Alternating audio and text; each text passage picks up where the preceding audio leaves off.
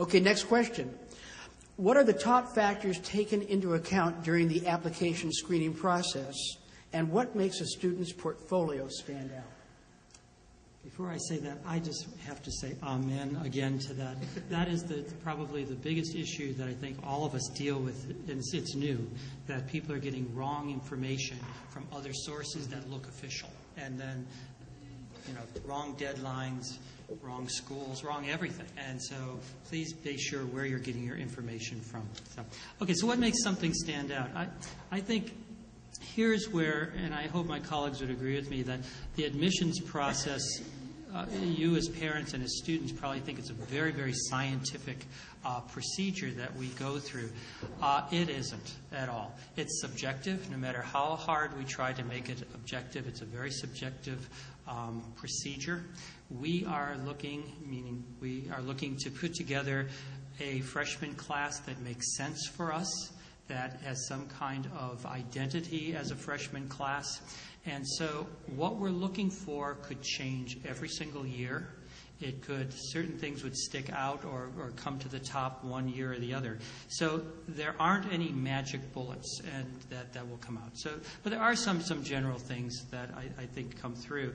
One is significant musical achievement. And significance is the important point here. It's not quantity. Many times we see students who have played in everything and have been in everything in their school and everything in the community and everything in their church, and none of it adds up to just one really quality, significant thing that they've been able to achieve in, like being the concertmaster or doing a solo or competition or something like that. So I think one of the things we look for is a significant musical achievement as opposed to the quantity. The other thing we look at very, very much are patterns. And we want to see a student who is still blossoming. The opposite of that is a student who really worked hard and then their senior year comes along and they're kind of, taking the year off, so to speak. And we see that, and that's not a good sign because you have to gear up again. You should be blossoming right at the point when you graduate. If you didn't have a great freshman year or freshman sophomore year, and you went and grew beyond that, that's great with us. In fact, that's almost the stronger students sometimes because we see we're going to get you right on the trajectory. And then for us, and I think for some of the schools, it wouldn't be for Colburn, but we look for a strong balance between academics and musical achievement because we have to be convinced that a person can handle that, which is not an easy thing to do, and or not everybody wants to. And so then we wouldn't be the right place for you.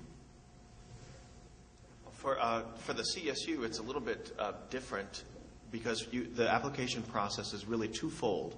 You have to apply, first of all, to the CSU on its own. And the CSU, and I'm sure that Professor Carnahan would say the same thing, the CSU goes through its entire process electronically. So you can fill out one application and select the campuses for which you'd like to be considered for admission. And then those campuses enact their own admissions process, and they look at just a few things. They look at your test scores and your GPA. And there are a series of formula that they enact based upon your test scores and your GPA. And it also, of course, as Professor Carnahan said, is based on where you live, on your service area. For instance, Cal State Fullerton's service area is Orange County because we're in Orange County, and it's not even the Inland Empire anymore. And so students that are in Orange County are favored over students outside of our service area. Once that process happens, then the student is alerted and told whether they're accepted or not, and then in the department we invite specific students to audition for us, and that's based on what we see in the file. Very similar things to what Dr. Cudietta said. And so it's a twofold process. One must first gain admittance to the university, and then only after that has been successful, which can be a bureaucratic process, then you go through the audition process at Cal State Fullerton. So, and that's something to be aware of. And the dates, as the dates keep getting earlier, I can't repeat it enough. They're trying to keep people out of the CSU, and so they keep moving the dates earlier and earlier. They don't tell students about dates, and so I urge you, students and parents, to remain in constant communication.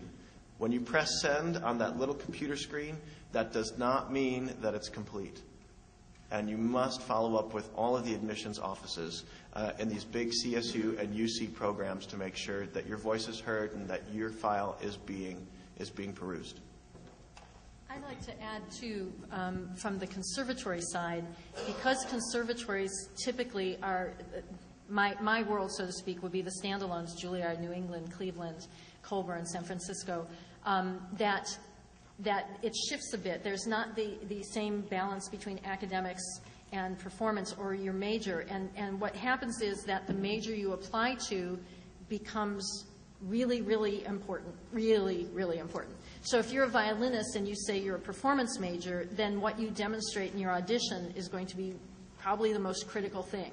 If you're a violinist and you say you're a composition major, then what do your compositions look like? And that will probably outweigh how strong you are as a violinist. And every school is going to have a different balance of that.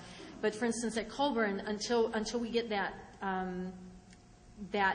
yes on the audition part, because everyone's a performance major, the academics don't play at all until we get past that part.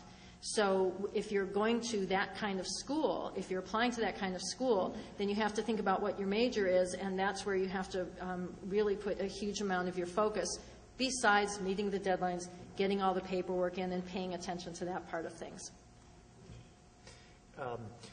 One of the misconceptions a little bit with the university, Chapman, is that it's the same bit process. You do have to, it's a twofold process. You have to apply to the university, which has now moved to a common application. In other words, you can apply now to various universities, but use one application, which I think helps many parents, certainly, in many respects. But you must also apply for a supplemental application for the Conservatory of Music or the College of Performing Arts.